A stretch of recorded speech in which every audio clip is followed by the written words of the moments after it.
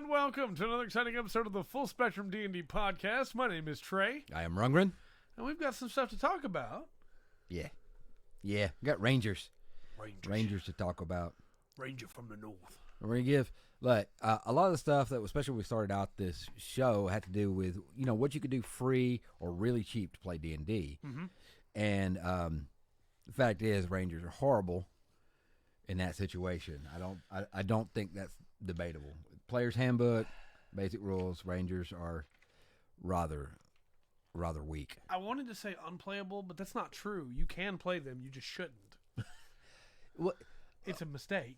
I think, if you're in your zone the whole time, if you're in your favored terrain, yeah. Fighting your foes, then your favorite foes or favorite enemies, then okay, it's okay, but it was so situational and brought out in the Player's Handbook. Yeah, and even in those situations, you have a pretty poor spell list for the most part. Yeah. And then you're dependent on, most of your class features are either dependent on range or melee. You don't have both, right? Mm-hmm. Even though most other classes do. Fighters, for instance, can take multiple fighting styles. It's so easy for most classes to do both, mid-range and long range. Yeah. And Rangers kind of can't. Yeah, and another thing, you got, not only didn't have great spells, most of them were concentration. Yep.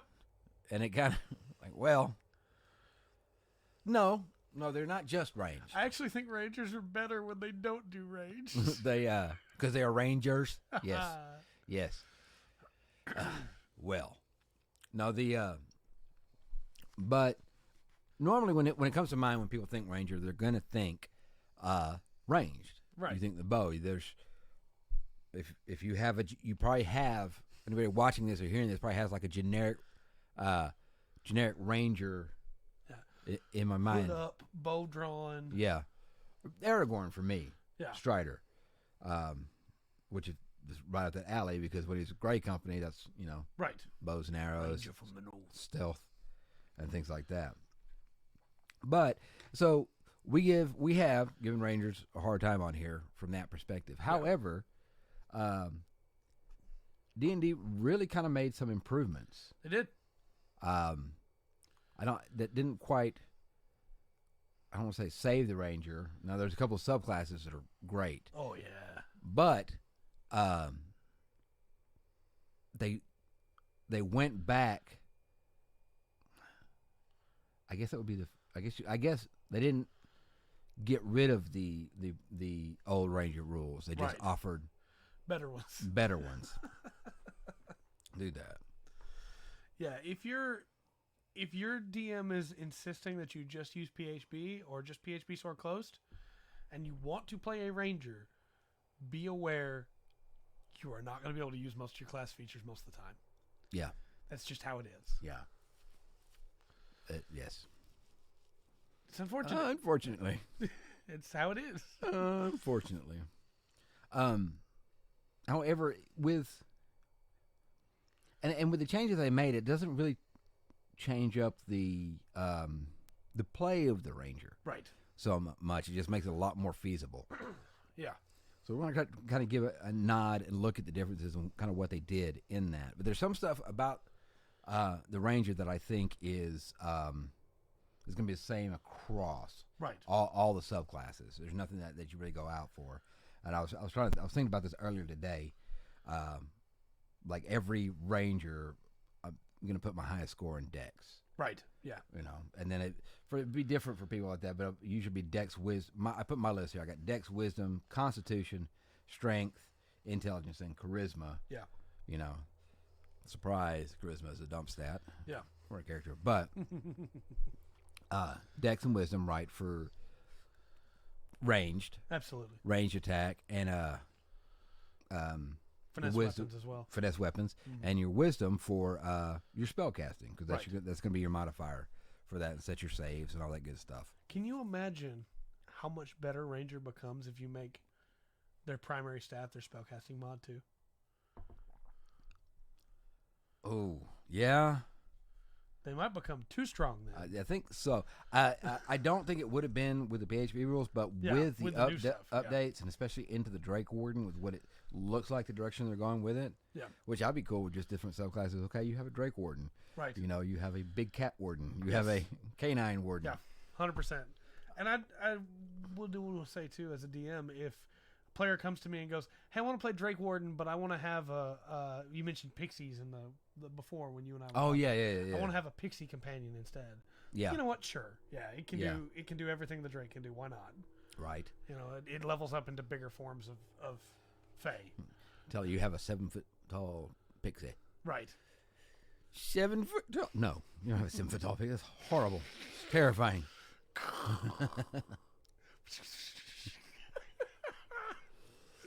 The wings stay the same size. So let me. Okay, let's go to the basic ranger. Yeah. Right quick. Let me get. I got a physical book here. Wrote the page number down so I can get over there. Wrote the page number down so I can get over to it real quick on 89. And took my glasses off. That was the problem I had a minute ago looking at the timer. Okay. So this is the stuff you need to know from the PHB. All right, that you get as a ranger, that you will get a 1d10 to roll for your hit points. Mm-hmm. You can take a 6.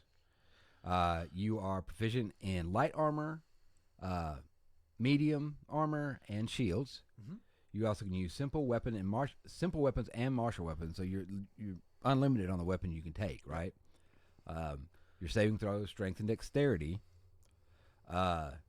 which is kind of strange. It is very strange. Yeah. Anyway, and then you get to choose 3 skills from animal handling, athletics, insight, investigation, nature, perception, stealth, and survival. Oh, which is great. Right. That little box right there is really good. Mm-hmm. And if you legitimately want to play a ranger in a group today with everything that's out, you now put the player's handbook away. Right. Because you're not going to use anything else. Yeah. There's nothing else out there. Or nothing else in there really that you're going to use. Like right. there's the hunter and you've got the beastmaster, but they're very underwhelming. Well, and I think everything to do with, favorite enemies and favorite terrains, that's all cool.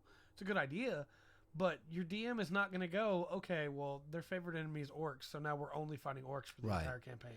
Well, not only that, I mean, you don't want to sit in one area. You know, you want to explore a continent. You want to go see different landscapes and stuff. Mm-hmm. I mean, you might have an arc through a certain area, but absolutely, you don't want to spend the whole time there. Yeah. Orcs would be the last thing you'd find. Yeah, that's the problem, right? You'll fight orcs 2 or 3 times early on because the DM's like, this is your favorite enemy. Here you go. And then after that, you're never going to fight them again. Yeah. Forest full of goblins. I mean, if you got a whole team of rangers, you can really just go wild with that. That's true. So, in there's a couple of rules that Tasha's brought about, right? That to help with that, and then we got optional class features. The optional class features, yes, and not that if you for your race, you don't have to be as specific.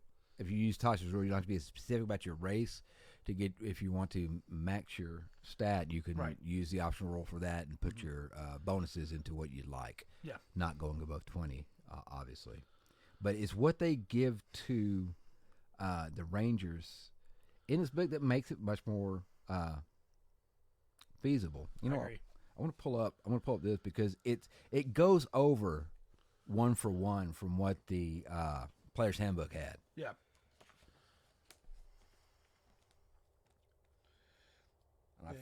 It's a pretty big improvement.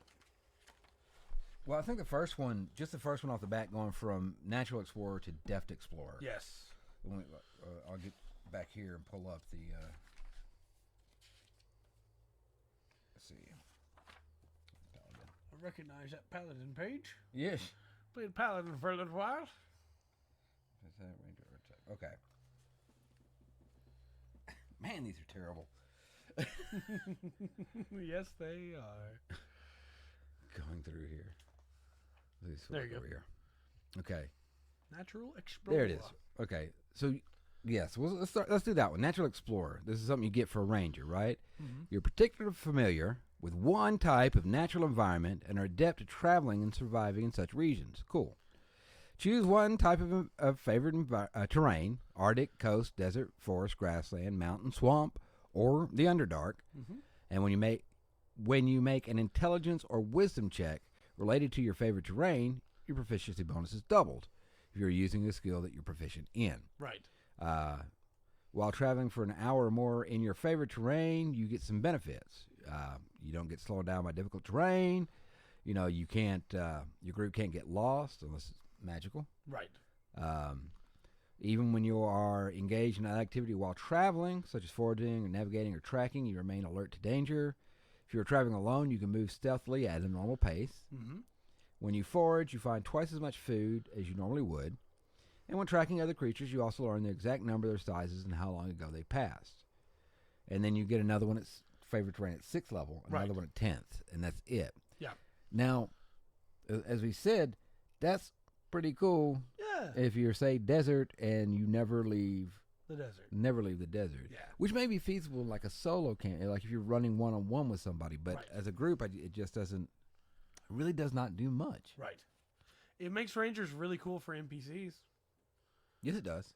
For like, hey, you've encountered this ranger ranging the wastes, and they know the territory and they know what's going on, and you can get useful information from them. But that's about it.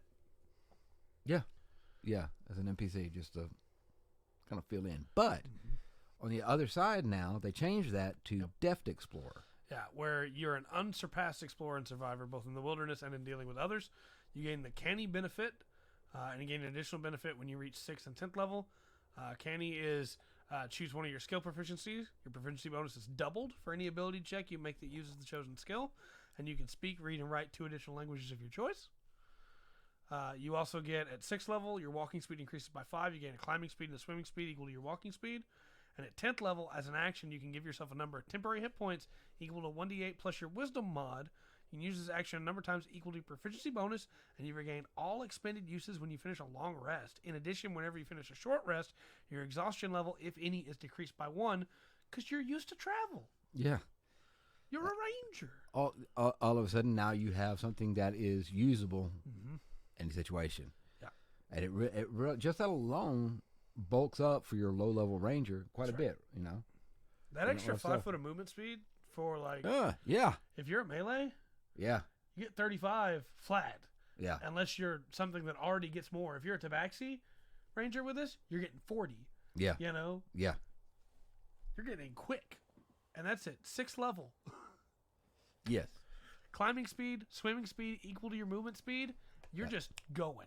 Yes. That's a good ability, right? I think speed, that's a whole different podcast, I guess, but I think walking speed specifically is something that a lot of people undervalue, but it's so good. It's just like an extra point of AC. It's like you may not think that's a huge difference, but you have just drastically changed the way your character plays. Yeah. Yeah. When you have when on average you'll have a step on everybody. Yeah. It does. Well, the next one, which we're going to rag on in the PHB and talk about the much better version. Oh yeah. Was the favorite enemy is what it is in the PHB. Mm-hmm. So first level, you have significant experience studying, tracking, hunting, and even talking to a certain type of enemy. Choose a type of favorite enemy. You can choose aberrations, beasts, celestials, constructs. Goes down through the list. Right. Now you'll have advantage on wisdom survival checks to track them, as well as on intelligence checks to recall information about them. When you gain the features, you also learn one language of your choice that is spoken by your favorite enemies, if they speak one at all. So you may not even get anything from that if you pick the wrong thing. You choose one additional favorite enemy as well as the language at 6th and 14th level. Yeah. As you gain levels, your choices should reflect, and see, you're kind of limited there as well, based on what the player's handbook says. Exactly. And I don't. It's not because you could miss out if you pick the wrong thing. It doesn't have a language. You miss out on that. You don't get that. You pick aberrations. Too bad. Yeah, and if shoot, you might.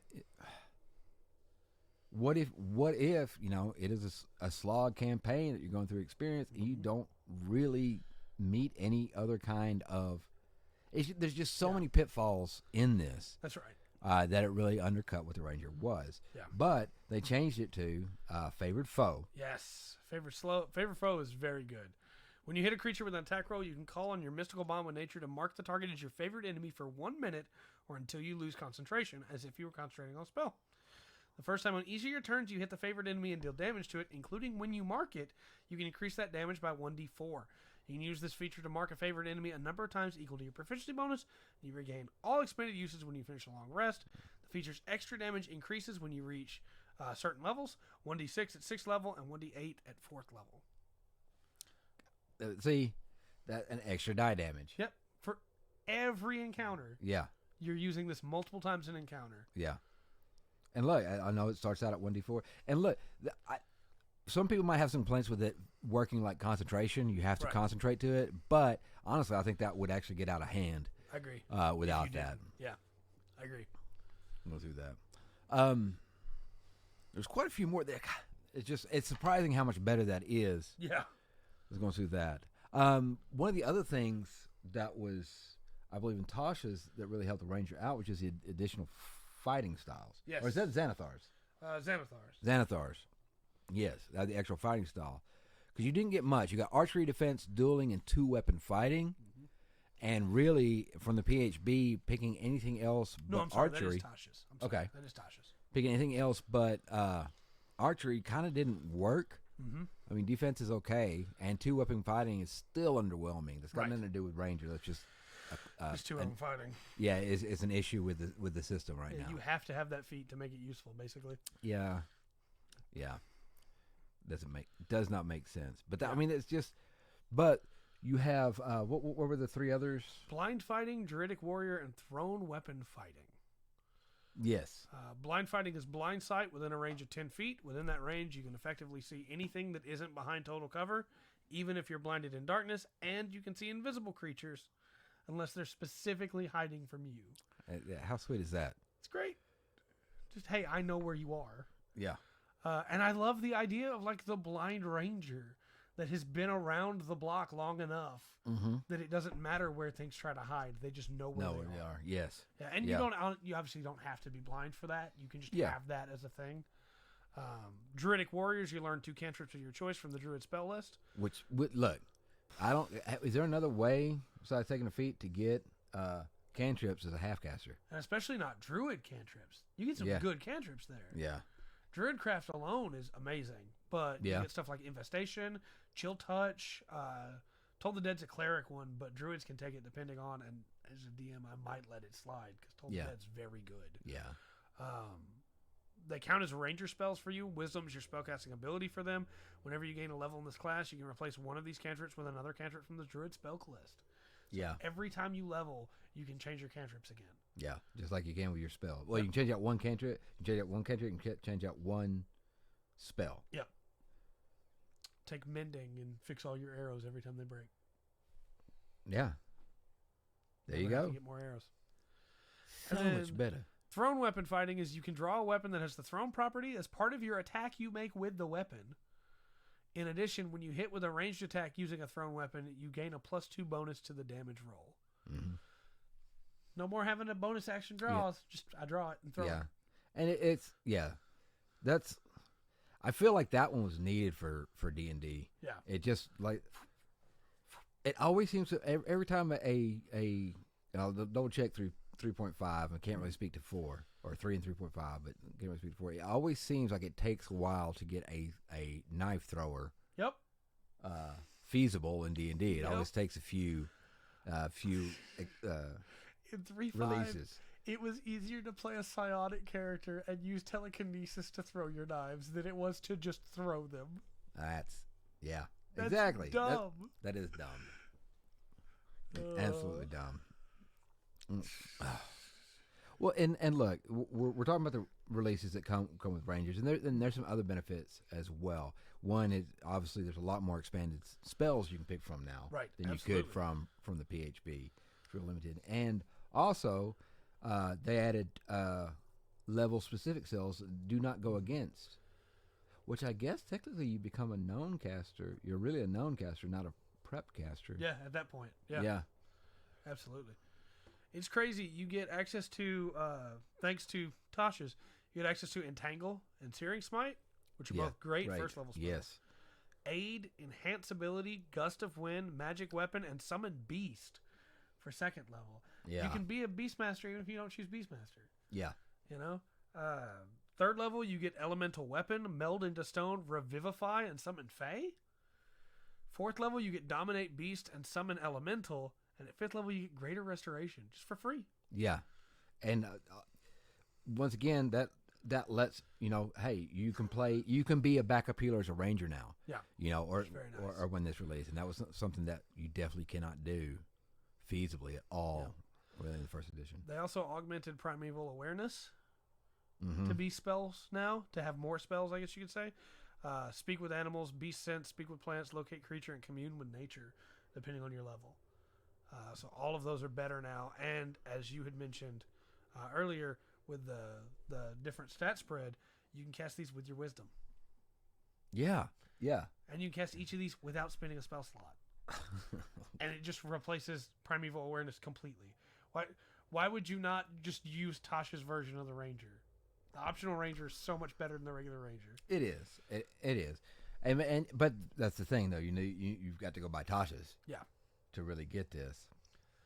And if you're doing the D&D, as a book, you've got to make sure you have the $35-$40 That's right. for it. And if you're doing the D&D Beyond thing, you can get a little more streamlined, get it for cheaper. I'll do that. One thing and one good thing about Tasha's was the updated Ranger rule is I think it allows the Rangers, the subclasses that come out in Xanathar's, and allows for us to get something like the Drake Warden now. That's right. Absolutely. Now we've talked about the Hunter and the Beastmaster. Yeah.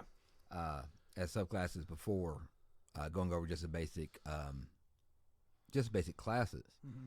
But there's really some interesting ones. And Tasha's just did the whole class, right? Well, they added 2 as well. Okay. The Fey Wanderer and the Swarm. Oh, yes. Yeah, the Fey Wanderer with if you take the Druid feat with the Fey Wanderer, that's pretty potent.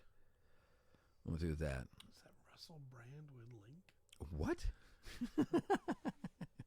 Oh, up there. I was like, what? Yes, it is.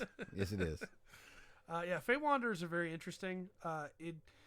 It's almost like it was going into like the Witcher style thing on its own before Blood Hunters.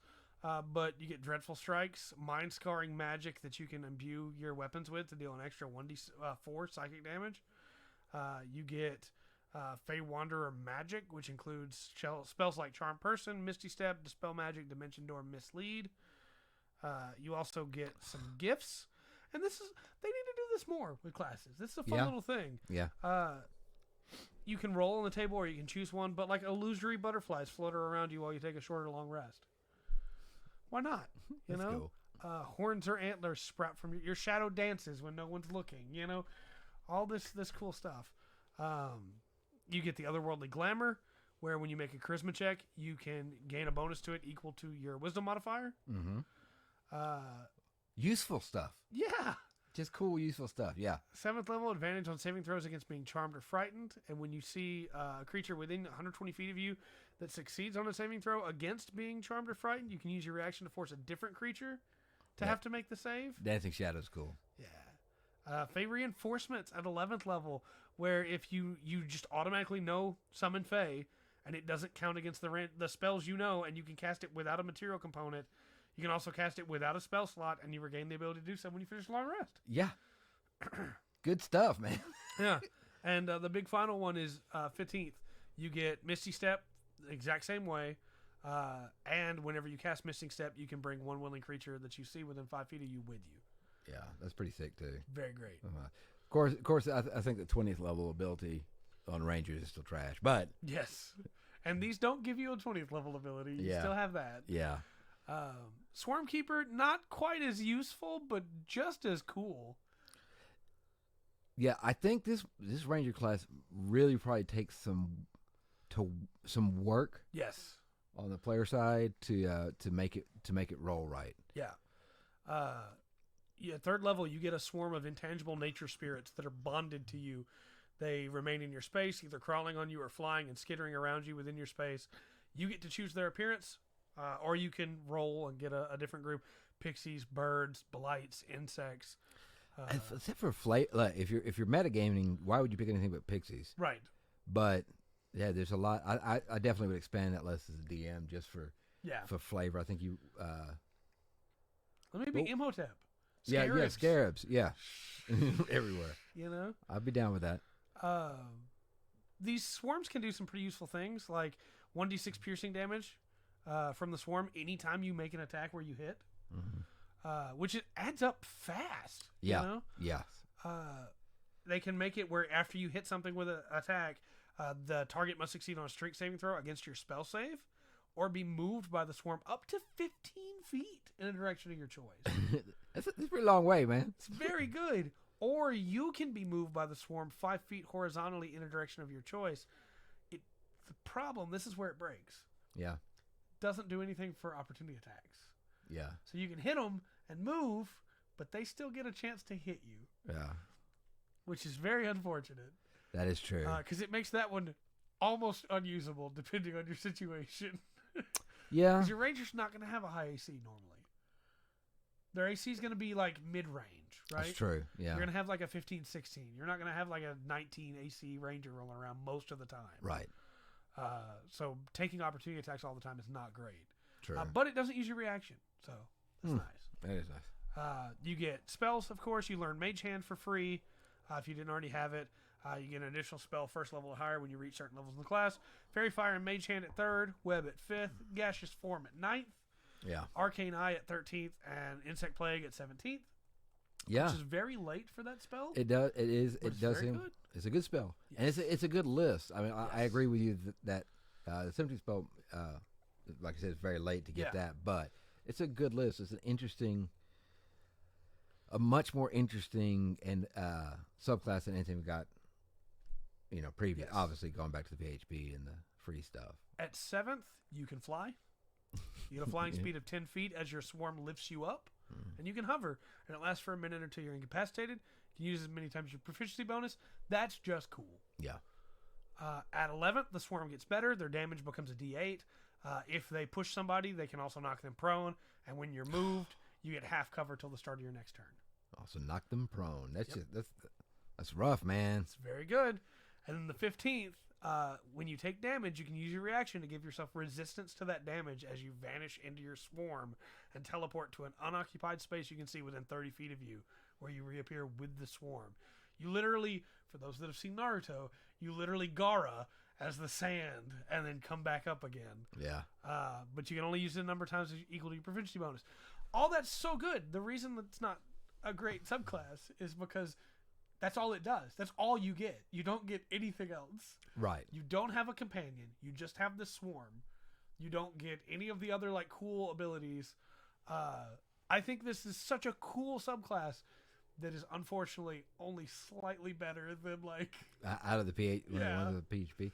Well, one of the stronger ones would be the spellcasting that comes along with it. Yes, absolutely. But compared to some of the other stuff, and of course knocking stuff prone. Yeah. That's good. You gotta wait a while for that. If you're gonna be a ranged ranger, this is not your subclass. Yeah. You need to be able to be affecting people in front. You need to be in the melee because these things are on you. Swarm of ladybugs. That would be fine. It's very cool. It is. For the idea of a ranger that most people play. Yeah, it's not there. Yeah. I agree. I want to play one real bad. Go like axe and have like a swarm of scarabs and you're just. But if you're might go like an axe and a shield. Yeah. Just get into the fray. Yeah. I'm going to move and proc that opportunity attack every turn so I get cover. Yeah. I think it'd definitely be interesting. I agree, though. It's not really a ranged ranger. Yeah. Yeah. They even show, like, the image has somebody with a bow, but it's like, man, I guess they can fly out and do a D6, but I'm going to want to be pushing them if they're close to me. I'm not just going to want to push that guy all the way over there. Yeah. Specific situations. Who knows? Maybe True. you want to push him off a bridge. Yeah. That's always fun, yeah. That's always a good thing. But both those with the new setup, obviously, is stat for stat, even for even, is just such a step above what we were given originally. And look, it was so bad originally that even with these changes, it's still a meme. Yeah, it is. Okay? It is. It's still a meme how bad the Ranger is. It is. Now, this one, yeah. Okay, yeah, this let one. you cover these. Okay. Xanathar's really kind of brought the Ranger to the next level. Yes. And I don't think I don't think we'd have got the Drake Warden with this step. For sure. Do you want me to do it? No, here. Okay, Hold this I for a want to second. be in Hold the that way. for a second. I'm gonna move this over because we don't need the PHB anymore. Right. So I'm gonna slide that over and put Throw that up thing there. away. Yeah, get this back up here so I can see it here. There we go.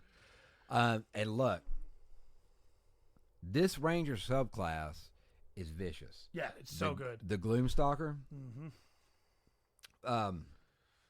So it features. Let's see. You get Gloom Stalker magic at 3rd level. You get Gloom Stalker magic, Dread Ambusher. Yep. Which is sick, and Umbral Sight. Mm-hmm. I'm going to go over these right quick.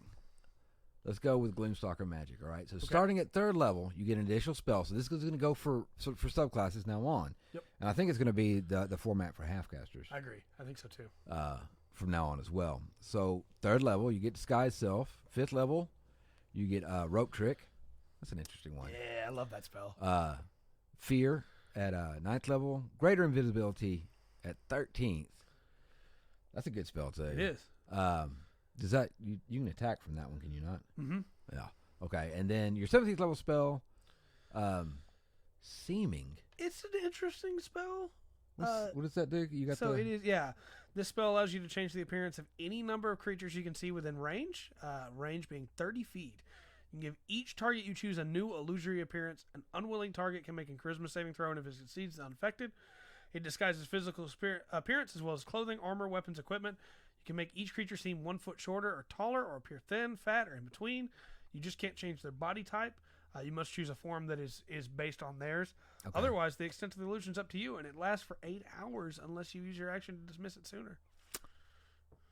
That is an interesting spell. It's weird, but there are situations where you could do some crazy stuff with it. Yeah. That seems like a spell that you need, we need to go to the city. I want to be able to use this spell in Right. this more fashion. Yeah. It's not going to work in the dungeon. We're all going to look like kings. Also at 3rd level, when you take the subclass, you get Dread Ambusher. Yes. So you are a master of the art of ambush. Mm-hmm. You can give yourself a bonus to your initiative rolls equal to your wisdom modifier. Yep. And notice that says you can. You don't have to. Yeah, you don't have to. But you can. So that gives you, I don't know, it's a tactical, kind of gives you a tactical decision there right off the bat, right? Mm-hmm. At the start of first turn, at the start of your first turn of each combat, your walking speed increases by 10 feet, Yep. which lasts until the end of that turn. If you take the attack action on that turn, you can make one additional weapon attack as a part of that action. If that attack hits, the target takes an extra 1d8 damage of the weapon's damage type. Which is very good. This is very good. You basically get 2 turns at the start of every Yeah. fight. You start out laying down some wicked damage, Mm-hmm. kind of soften the blows and everything, come back up. But the Gloom Stalker really gets some interesting abilities as well with the Umbral Sight. Once again, this is 3rd level. You're going to pick this up. Very You strong. get Dark Vision to a range of 60 feet. If you already have Dark Vision, it increases by 30 feet. Yep. That's 90 feet Dark Vision. That's nice. Great. You are adept at evading creatures that rely on Dark Vision. While in darkness, you are invisible to any creature that relies on Dark Vision to see you in that darkness. You just can't be seen. Gosh. You might as well not be there. You're a rogue. Yeah. By 7th level, you have honed your ability to, this is Iron Mind, to resist mind-altering powers of your prey. You gain proficiency in wisdom saving throws. Just give proficiency in wisdom saving throws. Why not? right? If you already have that proficiency, you instead gain proficiency in intelligence or charisma saving throws. Your choice. Yeah, just. Just have proficiency. At 11th level, you get Stalker's Flurry. You learn to attack with such unexpected speed that you can turn a miss into another strike. This is incredible. I love this ability so much. Once on each of your turns, when you miss with a weapon attack, you can make another weapon attack as part of the same action. I missed. I'm gonna try again. Yep. That's stout. It's very good. And at 15th level, you will get Shadowy Dodge. Mm-hmm. Starting at 15th level, you can dodge in unforeseen ways with wisps of supernatural shadow around you. Whenever a creature makes an attack roll against you and doesn't have advantage on the roll, you can use your reaction to impose disadvantage on it. You must use the feature before you know the outcome of the attack roll. Mm-hmm. Once again, that's one of those things like, hey, remind your DM. Yeah. It's like, look, I might pull this off, so don't, give me a second after you roll. Yeah, don't tell me. Yeah. Go through that. Disadvantage. But that's... Again. You stack a couple of feats in there, yep. and you got some decent stats. You have a whirlwind of damage. You're hitting hard. You're not missing as much. Right. Especially in the first turn. Yep. You are, you feel like you're doing something. Mm-hmm. Fluffing it up. Very, very strong. Gloom Stalker is 100% the ranger that I would have played before Drake Warden existed. Yeah. Yeah. It's a pretty stout. Actually, that might be. I think that might be, as far as putting out damage, that might be the best ranger for that. Yeah, I think so. Okay. I think so. I think in a longer fight, Drake Warden and maybe even Horizon Walker are going to catch up. Yeah. But I think in a short fight, Gloom Stalker is unchallenged for damage. Right on. All right. Well, the next one we'll talk about the Horizon Walker. Yeah. Which you just mentioned. So, at 3rd level, you pick a Horizon Walker. Now, this is I'll give a little bit back of that one. The Gloom Stalker's name kind of, look, this is a shadowy killer. Yeah. Right? Horizon Walkers guard the world against threats that originate from other planes.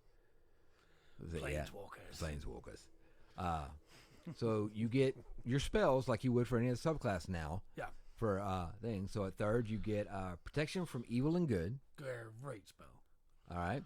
At 5th, you get Misty Step. I will take Misty Step anytime anybody will give it for me for any character. Fey Touched Misty Step is the way to go. At 9th, and this is where they catch up, you get Haste. Mm-hmm. And look, hey, will you catch it on yourself? If you got a barb or a fighter in the party? Yep. I mean, that Haste is a spell that, as a DM, you need to keep in mind if somebody's casting it, if somebody has it. 2 Rangers. One's a Gloom Stalker. One's a Horizon Walker. Gloom Stalker chooses not to add to his initiative so that he gets hasted by the Horizon Walker on turn 1 so he can attack 4 times and reroll his misses. I'll attack when he can. Yeah.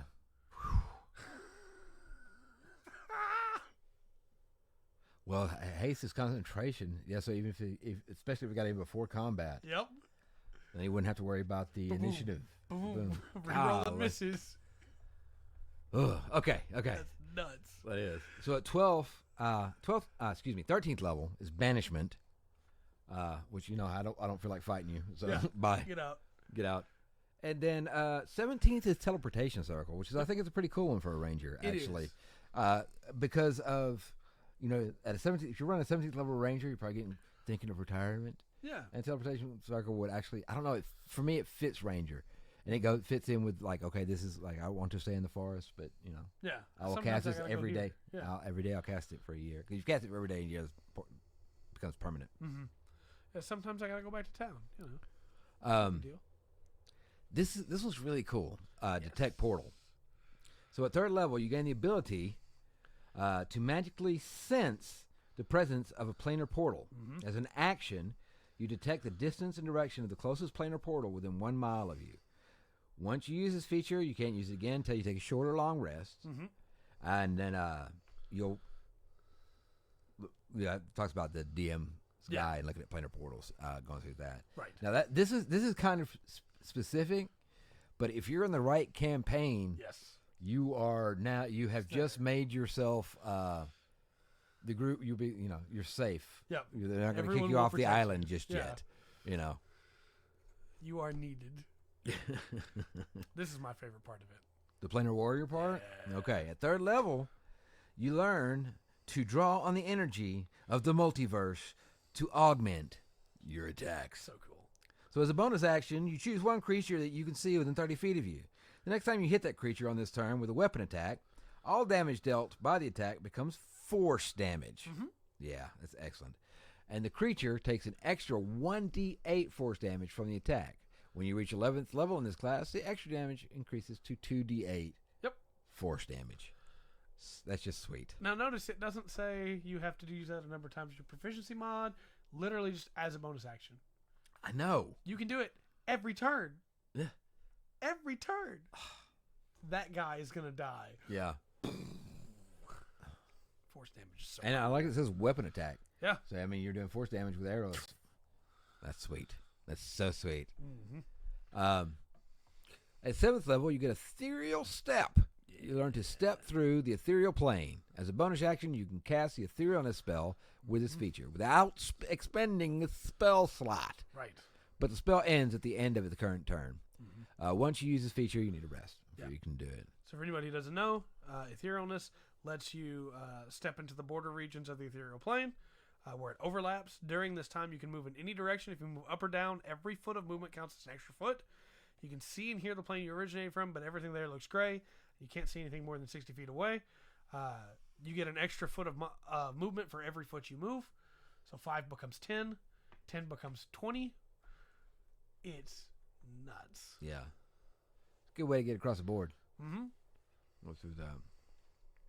And you can move through objects because they don't exist on the ethereal plane. Yeah. Like I said, the only thing that about this is when the initiative hits 0. Yeah. It does, You're done. You're done with it. But it, like I said, if you were actually getting the etherealness spell for free, that would be broken. Right. So 11th level, Distance Strike. You gain the ability to pass between the planes in the blink of an eye. When you take the attack action, you can teleport up to 10 feet before each attack to an unoccupied space you can see. If you attack at least 2 different creatures with the action, you can make 1 additional attack with it against the third. Yeah. That's So a cool.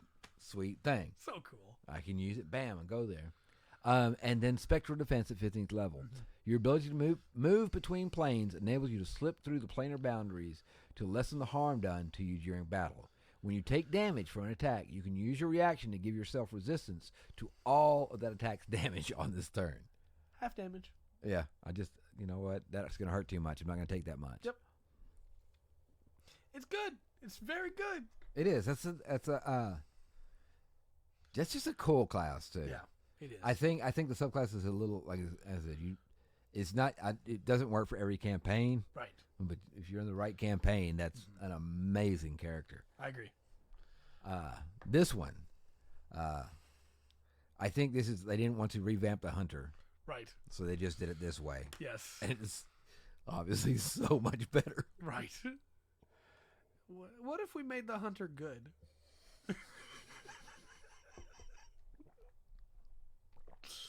As So- somebody who played a hunter for a while, hunter's not good. Yeah.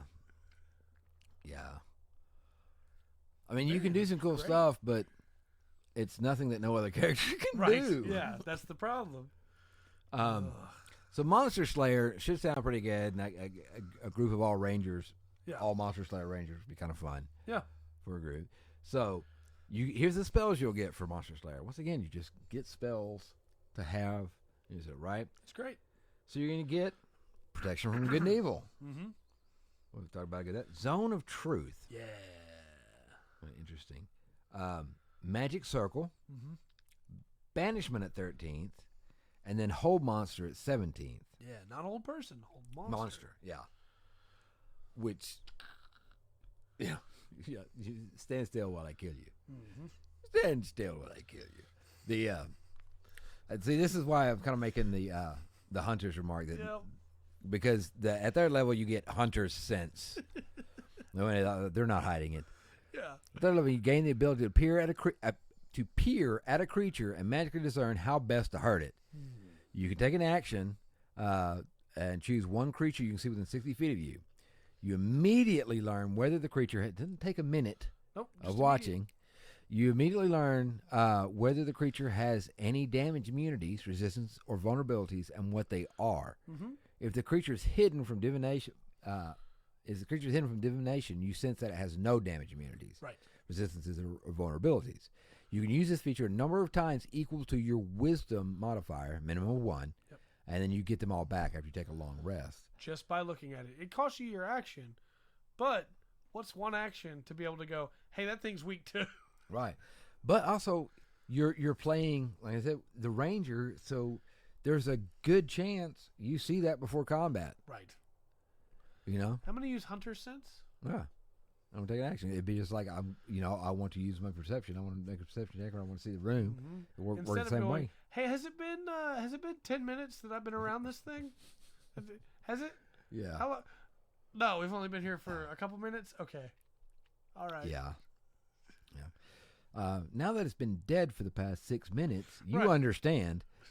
No. Also at third level, you get Slayer's Prey.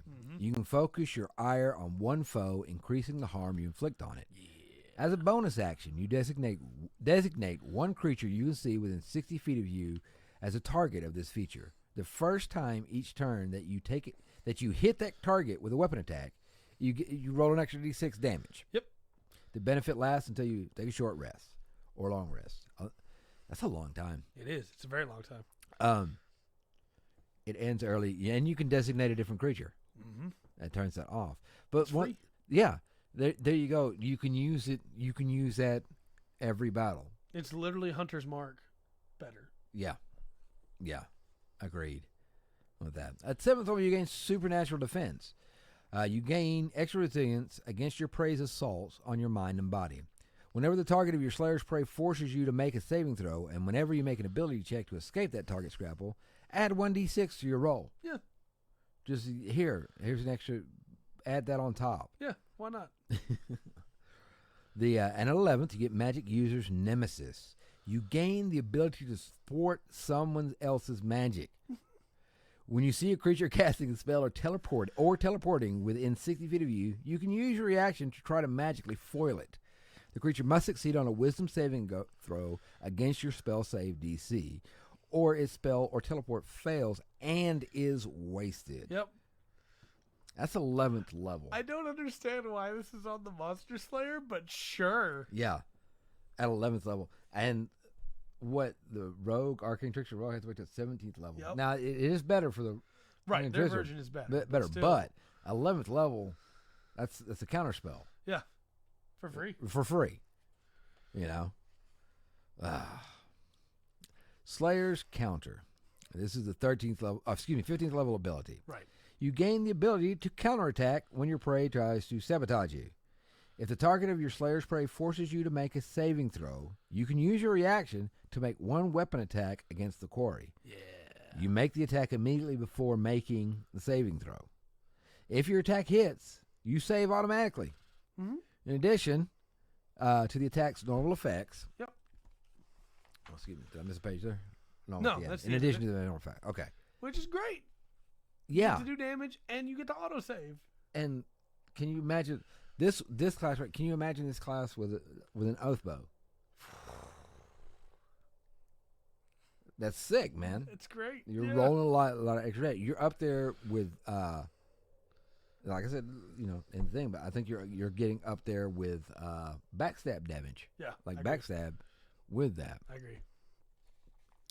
And it's very good. There's a rogue, which yeah, rogue's always been good. So let's do that. But a couple reasons I want to do this, and one of the reasons why is there's going to be a lot of changes I think coming up to D&D. Yeah. Over the next couple of years, and some I'm not saying I think they're all going to be great or anything, but it seems to be done with trying to balance with good intentions. Can I put it that way? In good faith. Let me do that. And I think the Ranger, the bump up, because I can't think of another class that really, because there wasn't one that Right. was that weak, Nobody was struggling that much. that got a, not only an even playing field, so to speak, but really more individuality. Yeah, I agree. Because honestly, in the PHP, it's kind of really generic. Yeah, it is. I think this is where it really found its class identity, is in Yeah. these additional subclasses and optional features. Yeah, and I think there's a lot of stuff there. I think the Drake Warden, Oh yeah, is an excellent, is what the Beefmaster should have been. right. And obviously, I would work with a player if they, like you said, didn't want a Drake, wanted something else. With that, I want a dolphin. maybe. All right, you have Yeah. a dolphin. It only works in the water. Yeah, but You made this choice. it'll never be a Pokemon. Yeah. It's true. There's no dolphin Pokemon. Look it up if you don't believe us. It's very true. I don't know. Ooh. I'm convinced that I have slips in the Mandela effect. There's probably a very good reason as to why if you look into the history of Japan and dolphins, but that's not what this podcast is for. Anyway, the Ranger. Yeah. So you kind of mentioned earlier that Drake Warden is your number one pick. Oh yeah, by far. Second being the Gloom Stalker. Yes. And then Horizon Yeah. Walker is right behind it. Horizon Walker's so good. It's very cool. And and we just and that's 3 you pick over, and we just went over a Monster Slayer, which is really good. Yeah, Monster Slayer's very good. Swarm Keeper has its benefits. Yeah. Fey Wanderer has its benefits. Yeah. Fey man. That's another one. That I think Fey Wanderer could end up being, and I know I don't want to overdo the idea of getting a couple of cantrips. This is Right. a small part of it. But really, Yeah, that changes the dynamic of what you're doing, it does for sure. because you always have that in your pocket. Yeah. And you can change it out. I mean, something as simple as Thorn Whip as a cantrip is like a. That's what you want. I will never be in a situation where I'm in prison and can't get my stuff, Right? because I literally can summon a Thorn Whip from my arm. Yeah. Slap it and move it 10 feet. Yep. Yeah. And as you said, Druid Craft. Yeah. And I also like that there's cool spells without turning it into a caster. I still feel like the abilities through this and through these, you still have your melee. It's still going to be your main. Right. Yeah. You're not Yeah. going to be just relying on your spells. Right. Even with the Fey one, you're still, Yeah. you just have more options there. You get to a point with all your casters where you are just mainly casting. Your melee Yeah. weapons are kind of worthless. Yes, you do. And Ranger, I think, is a really good balance for that, where you're going to be using your spells, you're going to be using your melee. Your melee is your main damage, but your spell's your main utility. Much like an Arcane Trickster Rogue, you know? Yeah, yeah. I would like. They updated the obviously the class as a whole with this, and then they went into the subclasses, right? Right. I would kind of like to see something done like this, a little bit of reworking on the Eldritch Knight. Yeah, for sure. I agree. I think there's stuff that they can pull from this to make that more feasible. Yeah. And a lot more interesting. I agree. And I'm trying to think, the Arcane Trickster, I don't think it needs it because it's kind of unique. Yeah, it's very, very solid already, very strong. Depending on what you're trying to do, it's almost the best rogue subclass. You know, In some ways, yeah. it's very, very good. Yeah. And look, it's just those extra abilities of Magic Hand. That alone is really cool. It's cool. Mage Hand's great. Mage Hand's such a good ability. So Spell. if you looking at this as like, okay, this obviously Tasha's and Xanathar's, Right. and we talked about the Drake Warden before, coming out with the dragons. Yes. Fizbin's Yeah. Bismarck's Treasury of dragons. This uptick obviously in the Ranger, making it a lot cooler, a lot stronger. What is there a class now you feel like, okay, they need to give this one back to it? I mean, I mentioned a subclass. Yeah, I think Fighter could really use like not an update per se, because PHB fighters are good. Yeah.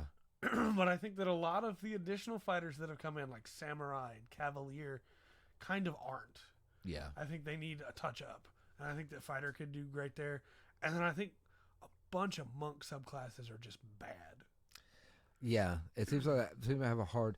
Honestly, for me the funnest monk class is just way off the open. Yeah, bomb because it's just it. That's to me. I guess that maybe it's just monk. The key points seem to work well with that. Right. Stunning strike, flurry of blows, patient defense. Yeah. Step of the wind. You know. And maybe just because there's a standard path you can follow and go, okay, I can do this. Right. And kind of get this loop. And it doesn't. I don't feel like any of the other monk classes, subclasses really fit the feel like that, the flow like that. Maybe I should say. Yeah. Do that. Yeah. Well, monk would be interesting. I don't know. But we are getting, they're doing this big thing with the Mordenkainen's. Yeah. Coming out here pretty soon. Next month? Yeah, next month. Okay. March. Next month, we're going to do... be covering that, I'm sure. Yeah. Which is going to do, covers races and as well as monster management. I think they have a long list. I don't remember the exact number, but a long list of playable races that are going to be in there. A lot. I think it's like 30. Yeah, I think so. That'll refurbish. I foresee, or would like to see, something done for like the same way for classes. Yeah, I agree. And I think that would be good. Not only, and maybe mix that in with, since they're doing monsters and they maybe do, like classes and I don't know if it's for maybe on the DM side of it. Maybe NPCs or something along those lines. It's time to bring them back. Time to bring back hirelings. Yeah. Let's go. The Essentials Kit had an interesting... We're off main topic. Yeah. Let me scoot back up to the mic again. I've moved further back. The Essentials Kit had a real... I think they had a feasible sidekick thing. Yeah, there. For sure. I'm kind of surprised it didn't go anywhere. Yeah. Any further than that. Hirelings are great. Hire some hirelings. Ask your DM if you can hire hirelings and watch them go. Hirelings exist. No one remembers. They got prices for it. It's in the DM's guide. Yeah. To go through. And then tell your DM you want to play a ranger and watch them go, why? We'll point out, I don't know how many of y'all will get on or use D&D Beyond, but they will be having some sale going on later on. So if there's anything you need to catch up on, if they may have a good price on it at this point in time. Something to think about. Especially if you don't have these new ranger classes, or at least from Tasha's just the ranger class, the whole overhaul on that. If your DM only lets you pick one book to bring a ranger subclass in from, I say grab Fizban's. Drake Warden's that good. Yeah. But Tasha's is the way to go. If not, you get so many options. Yeah.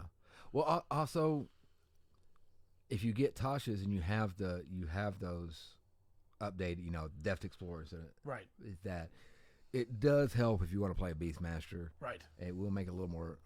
It's not going to help the hunter. Sorry. Yeah. But it does help with the Beastmaster a little bit more. Well, it gives Hunter Entangle, so at least they get that. Yeah. It was a good spell. It's a good spell, especially for ranged. That's about all you get from it, but at least you get Entangle. At least you get that.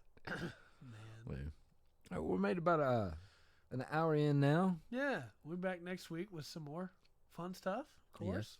Yes. Tuesday, we got Nintendo Direct and a bunch more to talk about. Mm-hmm. I'm sure there'll be more news that comes out between now and then, too. I'll imagine. Yeah. Always is. It's February.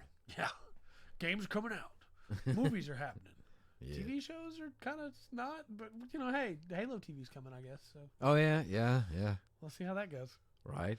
But, you can find us on all the usual stuff, Tuesdays, Thursdays, here on Twitch, and then on YouTube at youtube.com/c/the full spectrum, where we'll have a bunch of cool stuff coming up there. Next week is going to be Game of the Year coming out. So I'm going to record and get those up, and those will be fun. Yeah. But, after that, it'll just be more of the usual nonsense. So. Oh, do you have anything specific you'd like us to talk about on this podcast having to do with D&D? Let us know. You can do it in the Twitch chat or, make a comment on YouTube. We really appreciate it. Yep. Anything like that, and we'll try to keep up with it and and give our ridiculous thoughts on it. Absolutely. Well, until next time, then, I've been Trey. I've been Rongren. And we've been the Full Spectrum D&D podcast. Remember to always enjoy the full spectrum, the D&D has to offer, and Rangers. Rangers.